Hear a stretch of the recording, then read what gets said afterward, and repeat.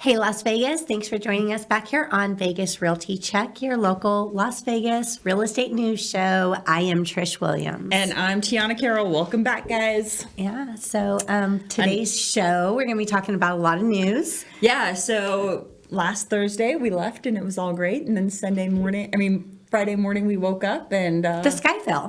No, I'm just joking. That's what some people feel like it happened. But before we talk about any of the stuff, and this is all having to do with the NAR lawsuit. Yeah, so you've been seeing a lot of stuff everywhere. There's a lot of misinformation out there, unfortunately. Yeah, and I think... Well, we'll get into it. Oh, yeah. I'll tell you all about what I think in a minute. But before we do that, every Thursday morning we're here and we're talking about local Las Vegas real estate news and numbers. So let's start with the numbers. Yes. So active is 3306 single family homes on the market. That inventory number's not getting any higher. No, it seems pretty stagnant in that 3,300 block. Yeah. Go ahead. It's okay, right? Yeah, it's spring. It's spring. Which I was a little, it feels more active than a sold 395, doesn't it? Yes, it does. I seen that number and thought it was a little bit low for what we've got going on. But the Fed, up and down. Well, they met again, and they, that in their meeting they said we're going to postpone this till tomorrow, and then they met again, and then they said no changes to the rates. Yeah. So now, like Fannie Mae people and stuff like that have their economists that think they have a crystal ball or whatnot, are saying that they don't think rates are going to get below 6% this year. Earlier in the year and last year, they were thinking that they would. Yeah, they were thinking we were going to get down to about 5. Yeah, so we will see. We still have the rest of the year to play out. So things change, as we know. Things change rapidly, and this is such a crazy year. It's a crazy year. Not like the past 3 years weren't crazy, but different kind of crazy, but we're still doing crazy. They're like, hey, real estate seems a little bit normal right now. Let's throw a wrench in it. So right, exactly. That's the life we live out here. So our little neck of the woods here in Vegas is desirable. And people continue to move here and businesses continue to move here. Matter of fact, yesterday it was approved, the site for the Hollywood West. Yes. Yeah. So the Howard Hughes Corporation and Sony, through Mark Wahlberg, I guess he's facilitating the whole deal, is building a mega studio out there at 215 and Town Center. So by that RC Willey out there. Okay. Yep. I thought it was by the IKEA. So it's by the RC Willey. Yeah. So wrong furniture store, guys. Right. It's by the furniture store. Which one? So it's over off of the 215 by the RC Willey, all that vacant land over there. So it's right there outside of Summerlin. Yeah. Well, I guess that's technically in Summerlin. Yeah, that's going to be exciting and bring more people here. More people, more business. And, there's a lot of things like when they bring in Netflix movies, those actors and actresses are going to need temporary housing. So those luxury homes are going to be up for rent for temporary housing. And homes will be used for sets. Yeah. And how many more potential actresses and actors are we going to meet now? Because we meet a lot already. Yeah, we meet a lot, which is kind of cool. No, people that are a waitress, like in California. It's like every waitress is like trying to be. Okay. So not a celebrity. No, not a celebrity. I'm talking about people that want to. That are aspiring actors and singers. They're all going to be like, I'm an actress. We're going to see a lot more of those now. So. Well, for the record, I'm an actress. Yeah, me too. Yeah. Me too. Have you ever seen me try to read a script? It's not good. That's why we're unscripted on this show. Yeah, it's not happening. You got the whole deer in the headlights teleprompter look when it happens. I'm like, what did that say? No, it's not. That's not me. That's not my gig. I'm more of a freelance. I could do reality TV all day. Yeah. Yep, you certainly can. You'll sit here and talk about real estate all day. So that's what we're going to do today. Oh, we didn't even finish the numbers. Yeah, so we had 335 price reductions. Yep. And then the under contract numbers looked good. Yeah, the under contract numbers look good. It's a little bit skewed because of the time frame. Everything else we do is like, what's active on the market today, what sold this last week, and what was reduced this last week. But under contracts can take a while before they close off. So that number looks fat, 694, but it's not that fat. Yeah. So, and half of that is like what sold. Well, a little more than half. Yeah. Half of that will be like what's closing. Yeah. So yeah, nothing exciting in the numbers, but nothing exciting in the numbers. But like we said, Friday we woke up to an email that was a little exciting. Oh, well, I'm sure lots of people got their blood rushing when they read it. You know what? I'm just gonna like voice my frustrations right now. You know what made me so angry about that is it was a memo. Like, you don't just like send a memo out and say like your life's changing. Like, actually, if you're a corporation, that's usually how it happens.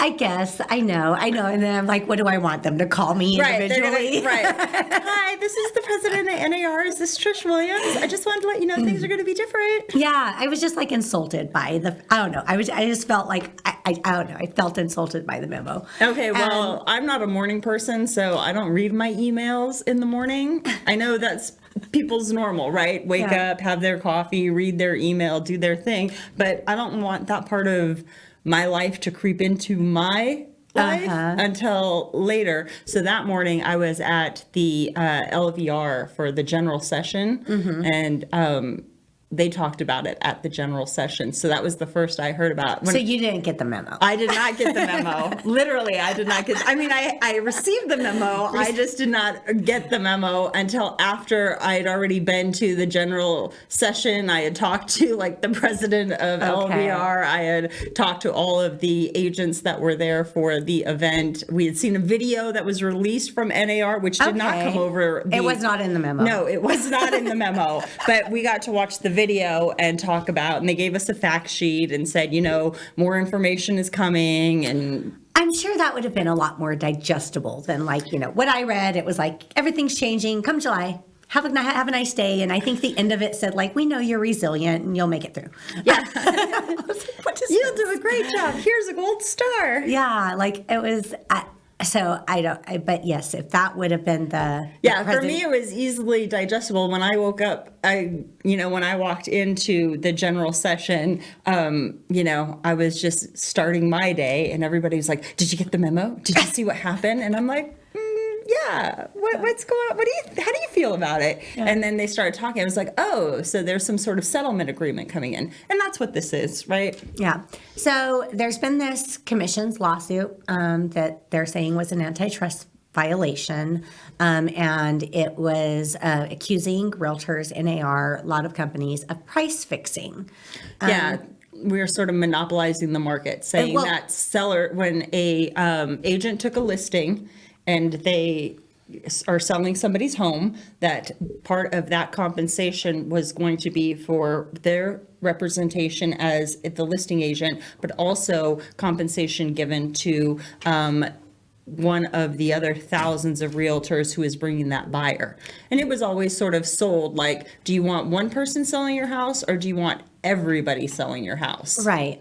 And I still have so much dispute, I feel, with the whole lawsuit litigation, because in our world, and since I've been in real estate, and this is dating back to 21, 22, so I know it's during the time that I've been in real estate, there's plenty of times that I've seen, and I know you've seen too, like on our MLS, where some sellers are offering zero compensation. Yeah, and it's nothing new. It's nothing new. So maybe there was people out there doing this and not giving the negotiation options or whatnot. I don't know. I'm not there at every table with every listing appointment. I wish I was. I'd sure like to be. Sign me up. But the thing that angers me is I know that I've always followed the rules, and I've always abided by the rules. I know that the rules were taught. I know that they were in our handbooks and very It wasn't even hidden. It was just very, a very firm discussion that they had with us in real estate school about, the fact that commissions are negotiable. So we all were very aware of that. And most of us, and I think probably the majority of us, abided by those rules. Yeah. So it's just kind of like, to me, it's like going into, and again, we're going to get into the fact sheet. So this isn't really like the news is reporting commissions are going away.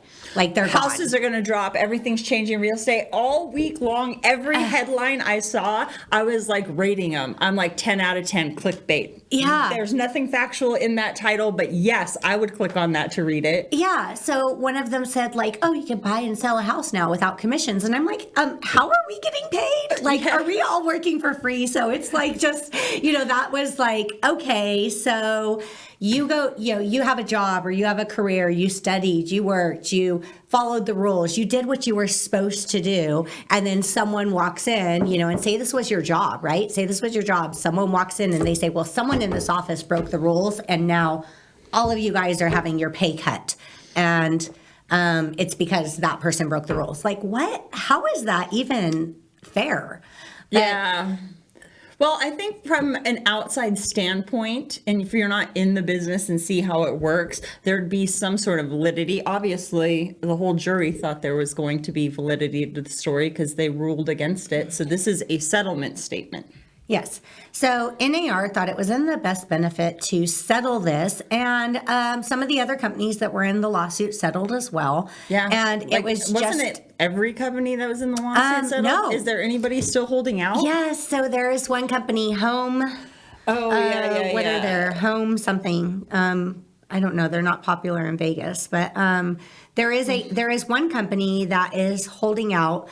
And I guess the attorneys and everyone are threatening them that they're going to have to take the burden of the entire lawsuit if they don't settle. So, yeah, I don't know. It's I'm going to say this. I know I was trying not to, but I'm going to. What's bizarre to me? I love that you had a game plan that you weren't going to do, and then you're like, you know what? I'm saying it. This. Well, girl, it's your show. Okay. Do what you want. Say what you want. Go So ahead. like this whole commissions thing, was saying like, oh, we price fixed and the commissions are like taking advantage of consumers. They had this whole like evil thing that they said we were doing. Like it was a conspiracy, and we all sat in a dark room going, how are we going to get over on? Yeah. So completely bogus and untrue.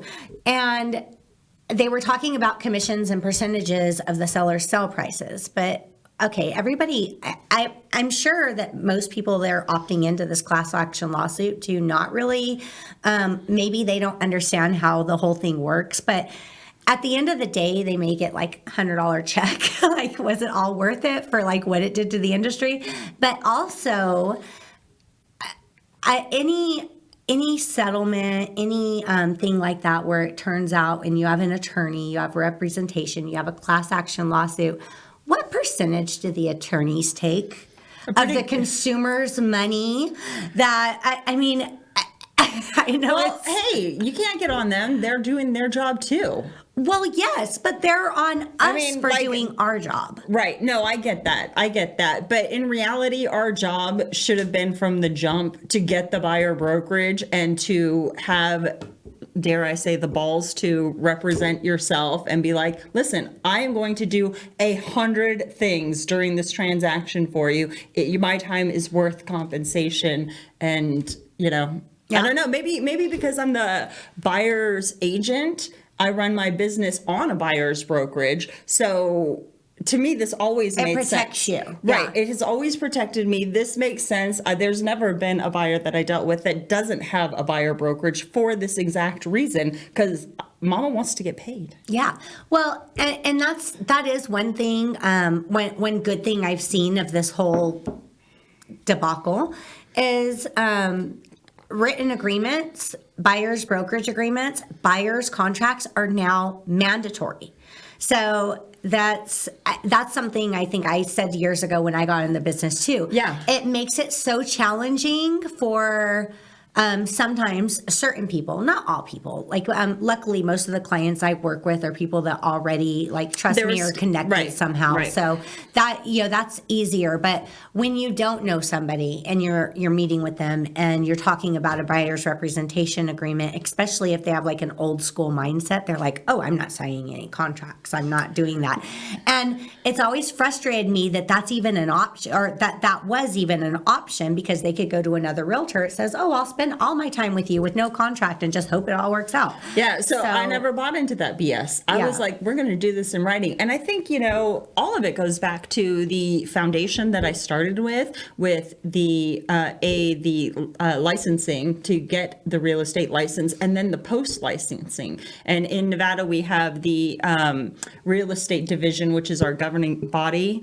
And they have always said they're the ones that will hold us accountable, right? And they have always said first order of action is get your duties owed. That establishes agency, and then get your representation contracts in order, whether that's a listing agreement if you're a list agent, or a buyer brokerage agreement if you're working with a buyer. Yeah. And so if you're taught that in school and you're just moving forward, then this whole thing doesn't seem to make sense, because I'm like, well, I've always had buyer brokerage. The only difference is now it needs to be enforced.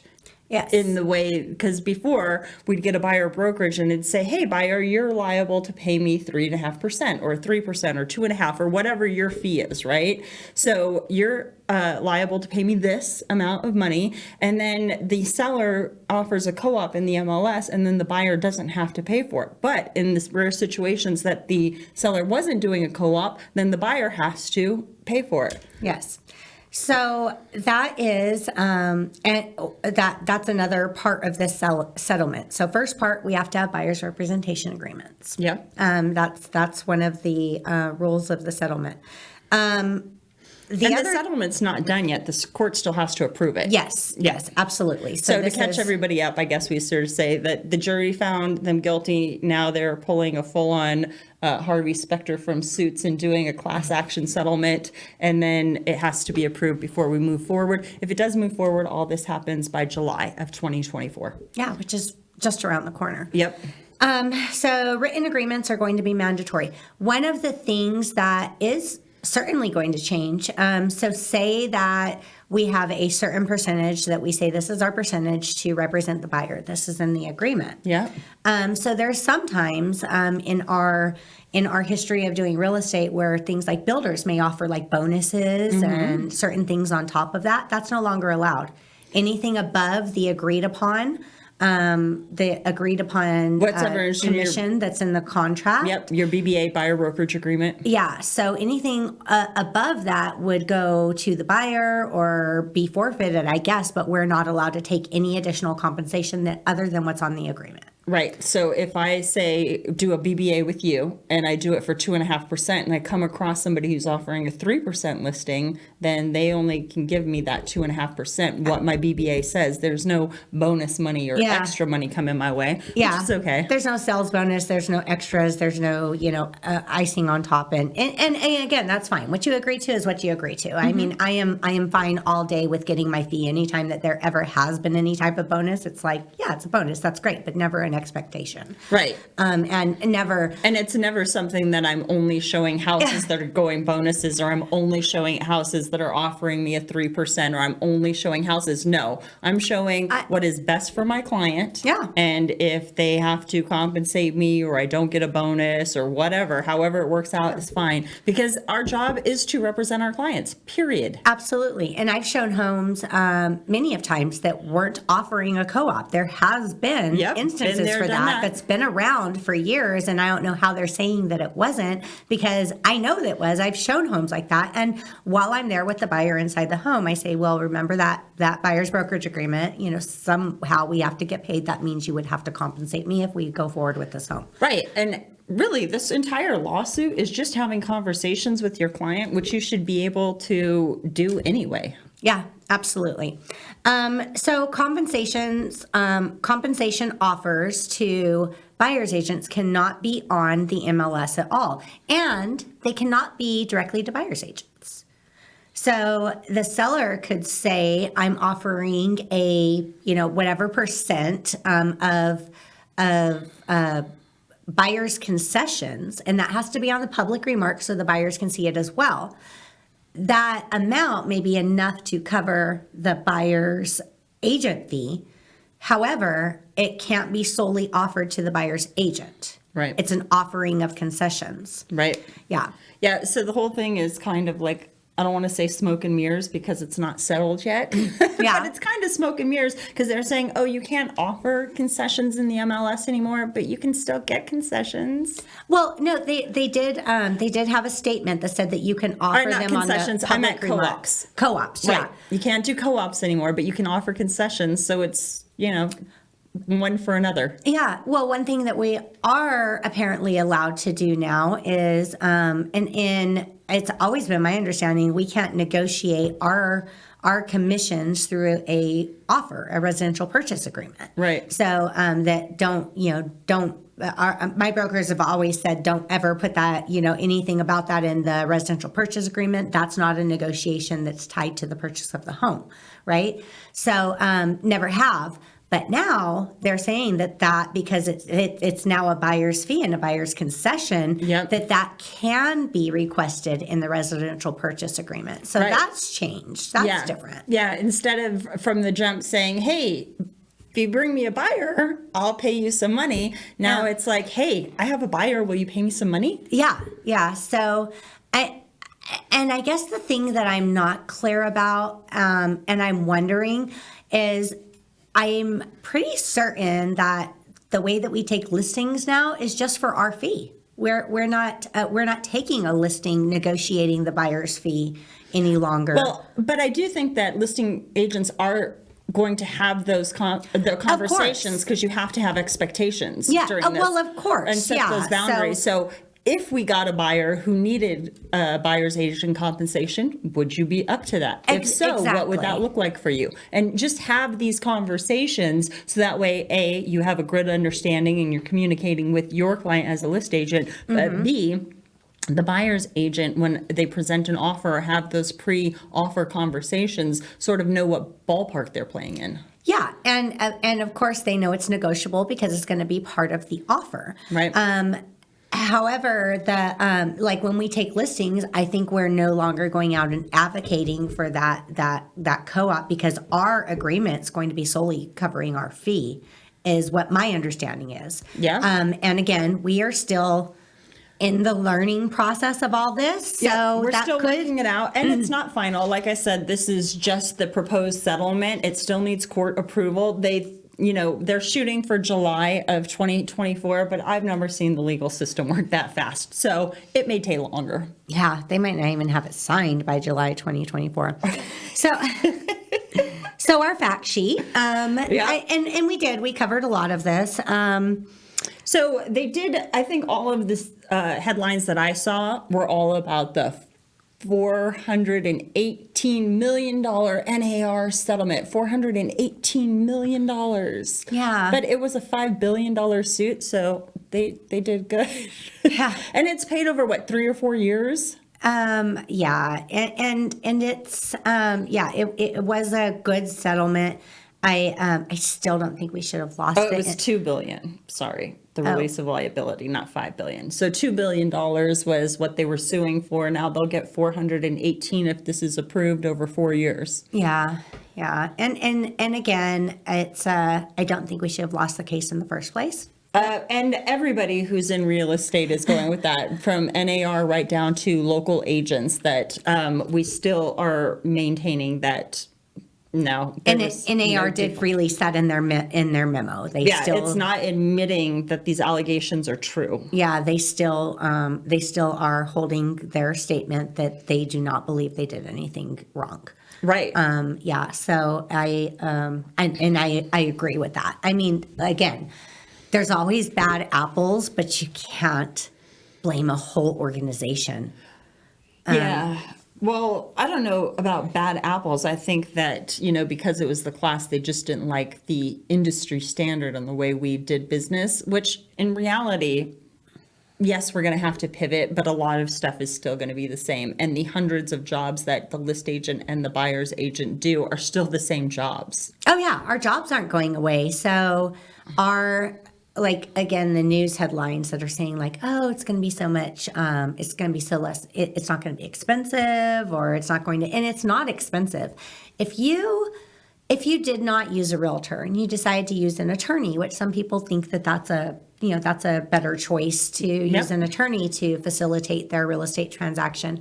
If you did not use a realtor and you used an attorney, I can guarantee you would be paying a higher fee in the end for all the things that we do. Right. And you wouldn't have the emotional management that a realtor gives their clients. Yeah. The knowledge, the expertise. There's a lot of talk in all of this buzz, I guess you would say, about people doing iBuyer platform, or like iBuying platforms and all of these like other online services facilitating the home sales. I don't even know how that would look, because is a robot going to show you homes? Like, how is this going to work? But again, there is so much care and management that we do when we're working with our clients. You're not going to get that service or that level of service. I mean, try negotiating your home inspection with a call center in another country. Or an AI bot. Or an AI bot. Good luck. I mean, it's not for them. And it's so arrogant to me that there's this group out there that thinks we're so replaceable, and they're trying, and they've tried different avenues and different ways to try to replace our industry, to try to say we're not worth it. But at the end of the day, I think we are very, we have a lot of value that we offer, and in many cases, I think even more value than what we're charging. Yeah, so the broker sent out like an email, and it had a list of all the different jobs that we do as realtors. And we're going to be going over that list on the show here in the future. Oh. Yes, because I do. I thought it was a great list, but it is. It is a good list. Yeah, I heard one of the articles or whatever that were talking about this, saying that they believe realtors should be paid on an hourly rate. And I was talking with my family about that last night, and that when we're on vacation, I'm on the phone, and I don't go on vacation without my laptop. And I don't know. There's rarely times where I'm like checked out off the clock completely. And I'm like, that never happens. I don't think anybody wants to pay an hourly rate to a realtor, because that's going to be a time that's just going to, there's a lot more hours.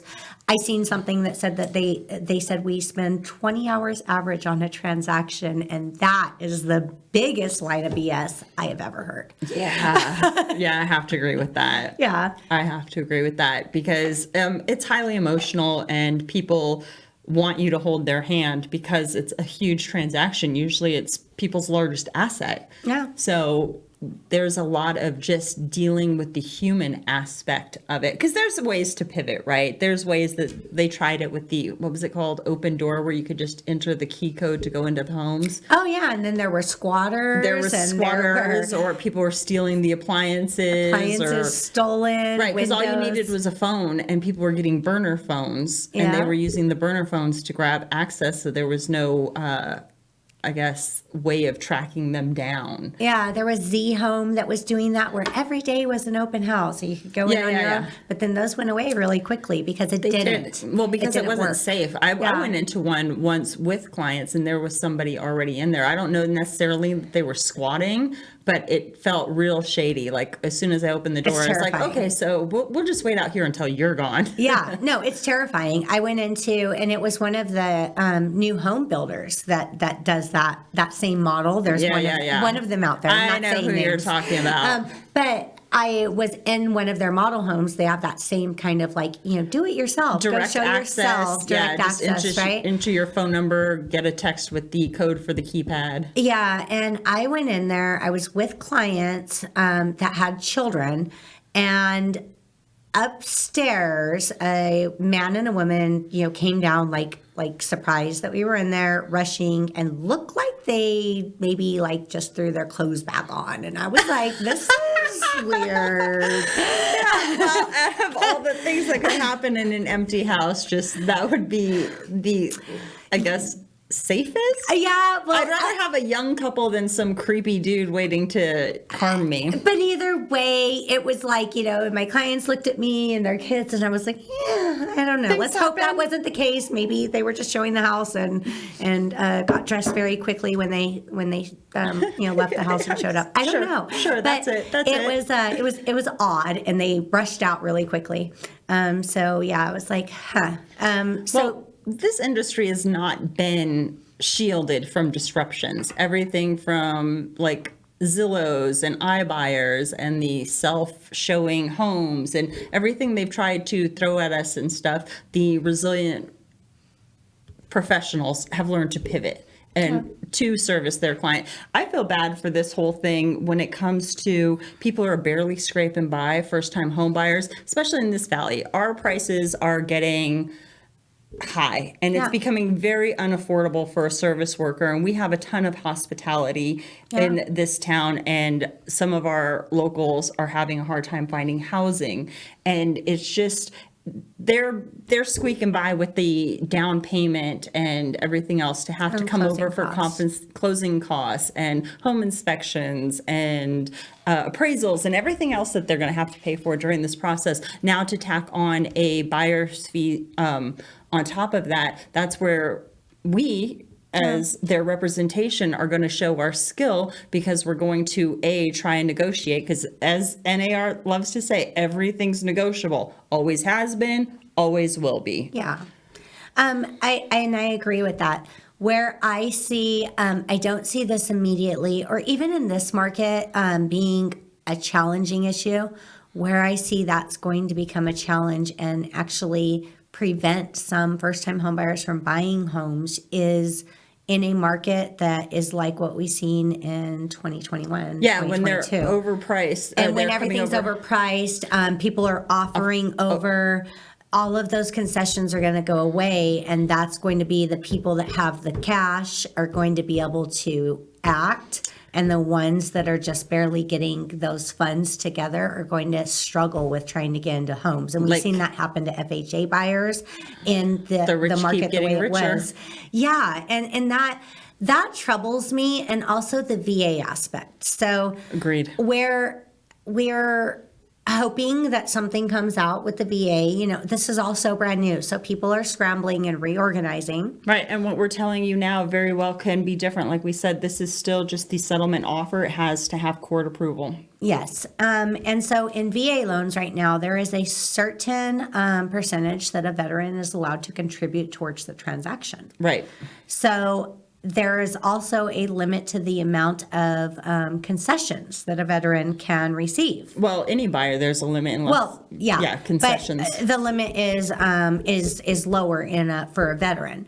So, upon talking to a lender, in this scenario, whether getting sellers to pay the concessions or not, it would it may be impossible for veterans. So that is something that is going to have to be looked at. Like they hopefully there's some kind of revision to that or something. And I'm sure there will be changes that change as well as the industry changes once everything's official. So yeah, and like I said, it's going to be pivot, and there's so many sort of brainstorming sessions that are going around, like how are we going to help these first-time home buyers get that compensation, and are we going to tack it into the loan? Are there going to be grants available for it? Are there this? Are there that? And so it'll be really interesting to see how it all sort of works out in the wash over the coming months. And we'll keep you posted. Matter of fact, every Thursday at 9:30 a.m. we'll be talking about it here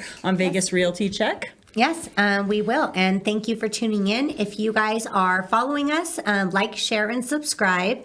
go to our link tree at realtycheck.vegas and check us out everywhere. Yeah, and this year we've implemented buyers and seller questions. So if you're a consumer and you just have a question, whether it's regarding this lawsuit or anything to do with real estate, you can make sure and check out the link tree at realtycheck.vegas and get us an email over there, and we will answer those questions on air.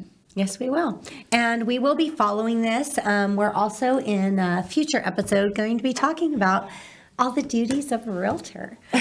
We got a list. We have a list. So if you're wondering what we do, we will tell you. So, yeah. All right. In great detail to earn our compensation and loyalty from our great customers. Okay, great customers. We will see you, people who aren't customers yet, but just like to join the tribe. Thanks for being here, and we'll see you next week. Thank you. Have a good Bye. week, Vegas. Bye.